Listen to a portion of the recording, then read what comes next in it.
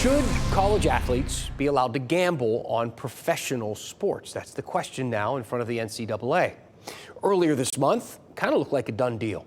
Committees in all three divisions of college sports gave it the okay. But then the NBA scandal. That gambling scandal hit the news, and this week the NCAA delayed making a final decision. To get a better idea of where we go from here, Ashley Rowe spoke to WRAL investigative sports reporter Brian Murphy and took a trip to Murph's Turf.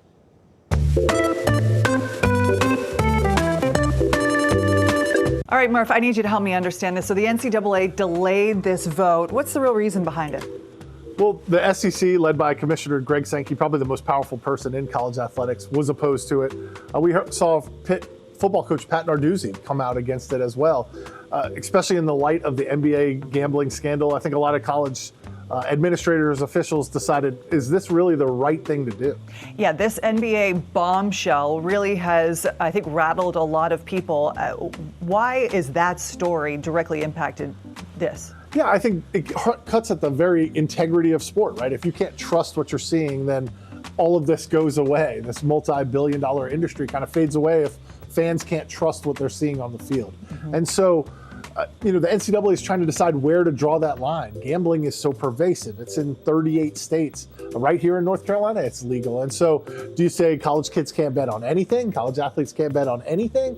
Or this tried to split the baby a little bit and said, you can't bet on college, but you can bet on the pros. So if you want to place a bet on the Super Bowl or a random NBA game, that would be allowed, but betting on college would still be prohibited. I think some of these officials are saying we've got to keep a bright line that says no gambling on anything.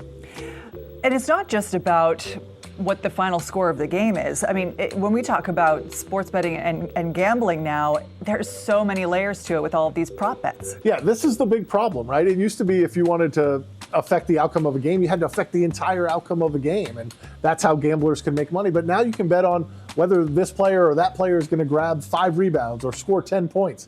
We've seen this like in social media where an athlete wins a game but didn't get enough rebounds, and so he has to deal with a whole bunch of venom online. But it also has a profound impact on gambling. If you can bet that the next pitch is going to be a ball or a strike, that's pretty easy to do in the context of a game and not feel like you're throwing the game.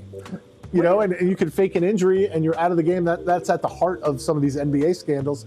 You don't play your regular number of minutes and thus all your under bets cash. Well, if somebody has that information or if somebody knows that's going to happen, it's a very good opportunity to make a lot of money. What do you expect is going to happen between now and the time of the vote?